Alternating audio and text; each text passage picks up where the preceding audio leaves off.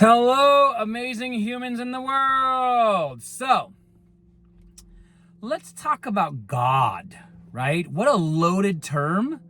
What's a historical, loaded, baggaged, crazy, out there term, right?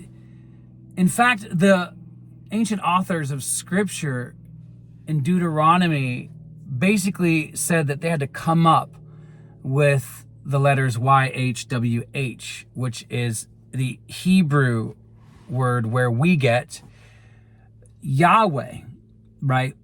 That they couldn't figure out what this being was. And so they gave it a nickname. And that's what we got. So most of our history is very preloaded by a very misunderstood book, right? And so when we're trying to figure out what it means that we're God, we really do have to commit to unpacking a lot of our own history with that word. So a lot of people, not everybody, come to the law of belief, law of attraction, law of manifestation with religious backgrounds, yours included.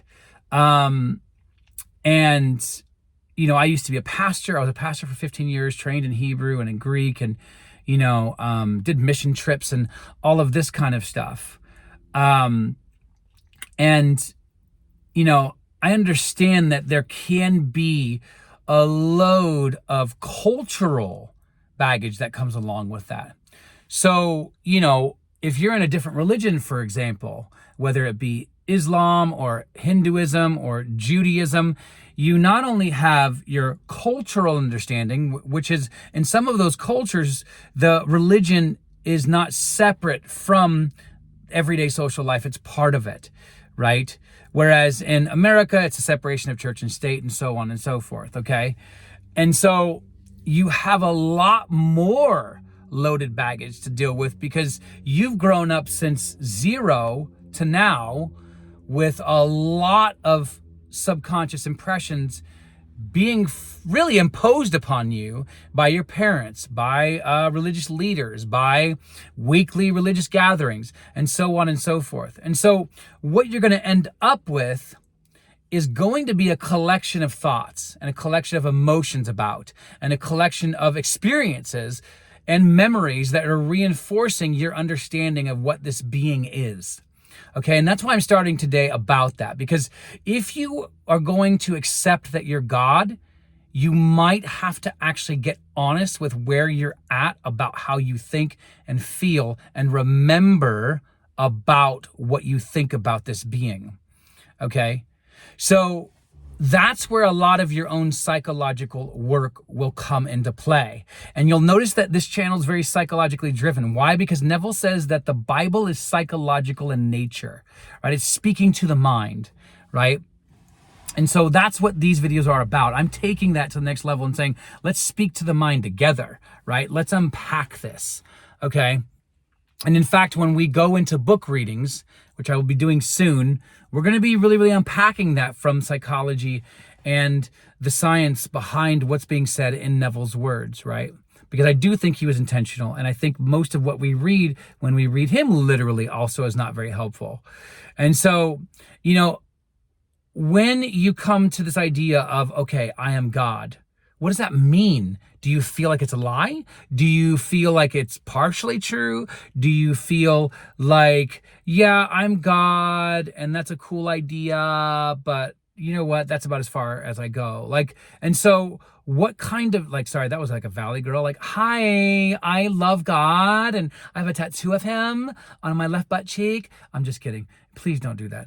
I have, but not really. So what you really have to do, though, is be very honest about what you mean when you say God, first, at least, right? And then unpack it, okay? Because if your definition of God is, oh, this powerless dude that lives up in the sky and only jumps in whenever things get really bad, that's not a very good definition, because that means you're going to be relying on that fickle kind of being to come in when you need to use it to give you salvation, to rescue you, to liberate you, right? To give you your desire.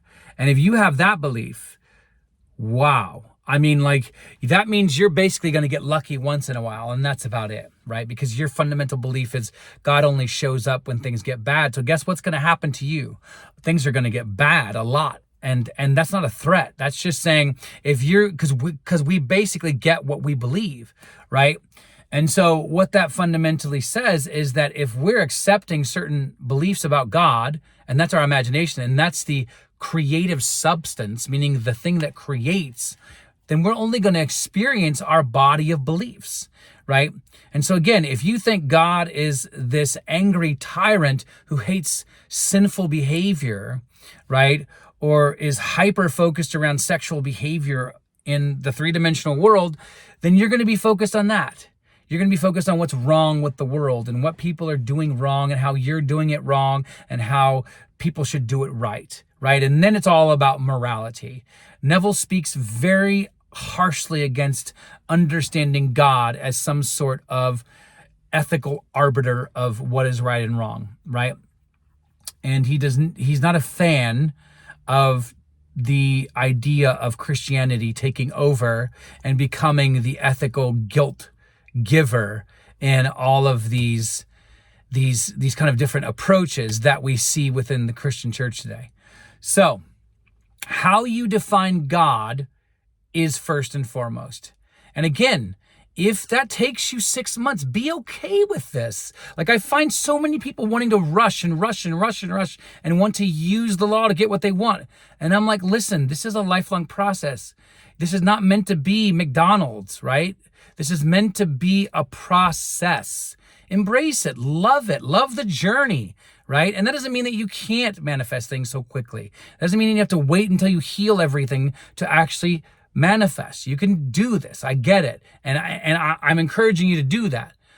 Definitely manifest, right? While you're doing the inner healing, but also do the inner healing. Like, why would that be bad?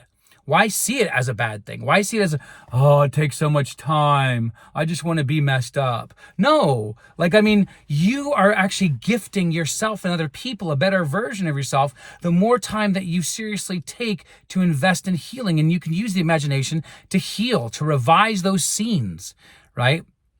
And we're going to do another video on how to revise trauma, because I think this is extremely important and powerful, okay? So, back to this. First and foremost, define God. Define God, because, and then if you find it's a limiting definition, then this is where you begin doing the work, okay? God is all powerful. God is all knowing. God is all wisdom. God is all beauty. God is all love. God is all accepting. God is all creative. God can create anything I want, right? Do you hear that? Those are the descriptive terms and phrases you want to become normalized to. You want to accept. You want to breathe in. You want to practice. That's you, right? But you've got to get there.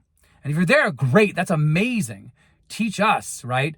But at the same time, what I'm trying to get at is that you have to get to the point where your definition of God is the most powerful thing, because then you can go in and use wonderful, powerful, and beautiful I am meditations, like in the work of Edward Art Supply Hands, right? Or you can use Neville's technique of the I am meditation, which I've talked about, right? And again, just to rehash what that is you're sitting there, you're laying down, you're closing your eyes if you can. You don't even have to imagine anything. In fact, he discourages that initially.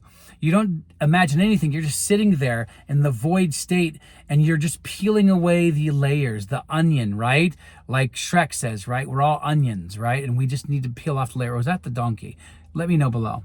I can't remember right now. But remember, see what I did there? So remember that you're God. And so what you're doing is you're ultimately saying, okay, I am not Jack Johnson.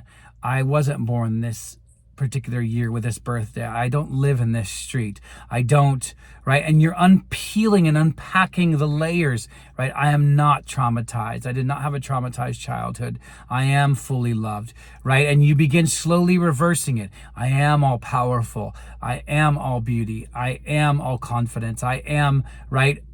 All of those things. And then feel that. Generate that. Be convinced that you are that. Once you hit the point of feeling convinced, right? Do this every day. Do it for 30 days straight. Yes. And if you mess up on day 29, start back to day 1. Okay? But I challenge you to do this. Feel this. Write these descriptors down so that when you go in, you're going to feel them over and over. So like I said, unpeeling the layer, now we're repacking that stinking onion, right?